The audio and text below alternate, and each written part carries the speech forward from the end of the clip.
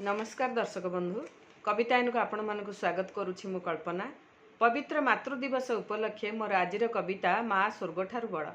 सतर दर्शक बंधु माँ कष्ट सही आमको जन्म देइथिबारु आमे सुंदर सृष्टिर सौंदर्य को उपभोग करुछे।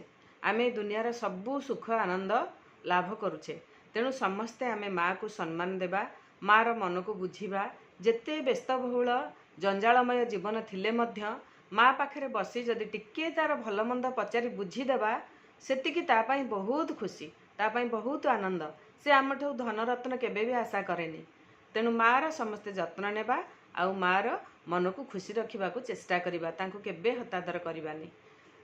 कविताटी को शेष पर्यंत शुणिबे एवं भल लागिले लाइक करिवे, कमेंट करिवे। माँ सिना ममतार विशाल सागर, ता स्नेह सरधार नाही पटांतर। कष्ट सही जन्म देई दुनिया देखाए, हाथ धरी बाट देखी चलिबा शिखाए। जेते असुंदर हेले तापाही संपद, ताकोଳରେ संतानता पूर्णिमार चांद।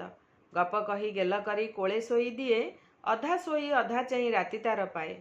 देह भल नथिले से जगी बसी थाए, देवी देवतांकु मानसिक करुथाए। भल खाद्य भल वस्त्र खुआए पिंधाए, निज देह पेट कथा मनता न थाए।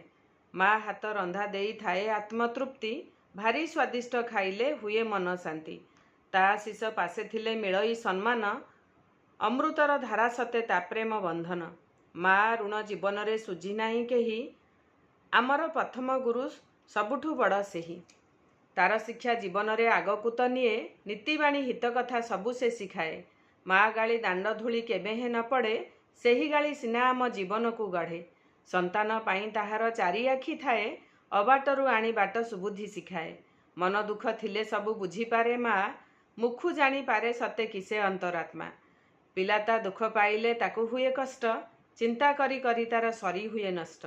तार बाहु छाया आउ ताकानी पणंत, साहा होई साथे करी थाए जशोवंत। ताकरुणा नुहे उणा पाखे सदा थाए, चिर नमस्यता पादे बंची थिबा जाए। सतरे दर्शक बंधु, जननी जन्मभूमिश्च स्वर्गादपि गरियसी।